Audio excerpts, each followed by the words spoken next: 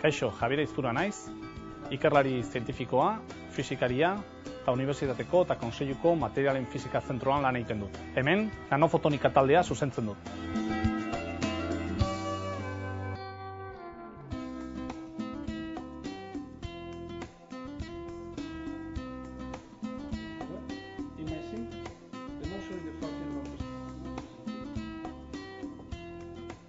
Nanoteknologia materia txikia denean ezaugarriak eta propietateak aztertzeko arduratzen den zientzia eta teknologia da. Nanometro, milimetro, baino milioi bat aldiz txikiagoa da.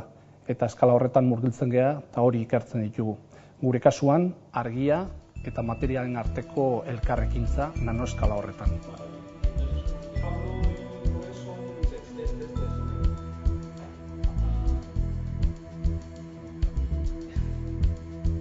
Guk printzipioz oso oinarrizko ikerketa egiten dugu, ez? Baina gure ikerketa aplikazio askotarako balio du, ez? Haien artean adibidez medikuntzan. Metalezko nanopartikulak adibidez gorputzean sartzen baditugu,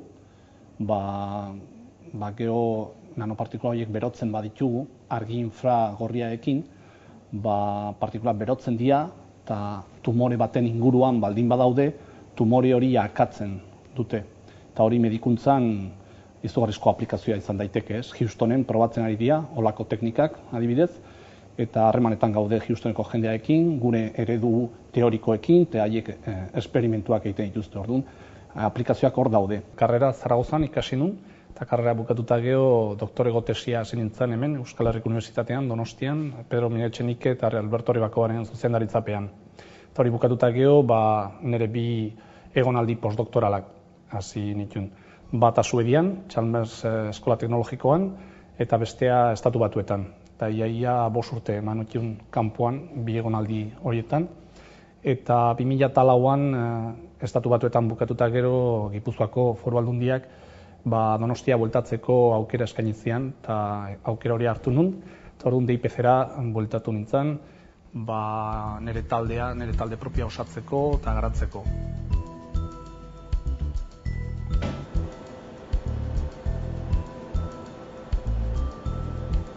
Hasieran ni bokazioa zela, esango nuke, ez? Gaztetik fisika asko gustatzen zitzaidan eta fisika biologia bai, baina munduan ematen diren prozesu fisikoen deskribapen matematiko hori izugarri gustatzen zitzaidan. Orduan bokazioa hasieratik sentitu nun. Baina gero urteak pasata, pixka bat hau da nire lanbidea, ez? Baina lanbide oso berezia. Eta zergatik oso gustokoa daukagulako lanbide hau. Gustora etortzen gea lan egiteko, oso era altruista askotan egiten duguna.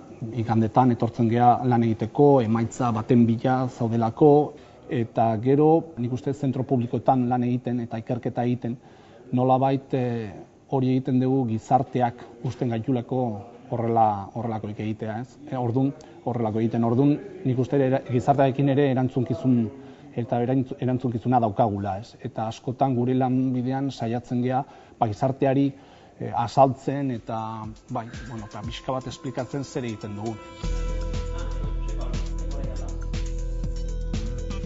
Nire lagunen artean, gizartean, nik ikusten dut zientzilariok oso baloratuta gaudela orokorrean. Jendea konturatzen da gure lana gizartearen garapeneako dala eta oso teknika bereziak behar ditula. Gero ekonomikoki gizarteak baloratzen gaituen ala ez, nik uste, nik personalki oso ondo ordainduta sentitzen naiz.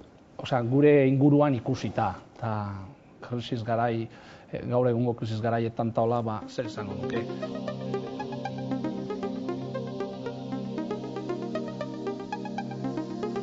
Zientzien prozesua eta emaitza berri bat lortzeko prozesua oso prozesu kreatiboa da, artean bezala. Zure teknika sofistikatuak behar dituzu, baina baita inspirazioa eta kreatibitatea, ez? Eta orduan, hilabetero edo 2 hilabetero emaitza berri bat sortzeko derrigortua izatea pixka bat estresantia da. Baina hori, arteekin konparatuz, adibidez, hori izango zen, Leonardo da Vinci iaia garai horretan Mona Lisa bezalako artelan bat egiteko eskatzea bezala, ez? Iaia hilabetero.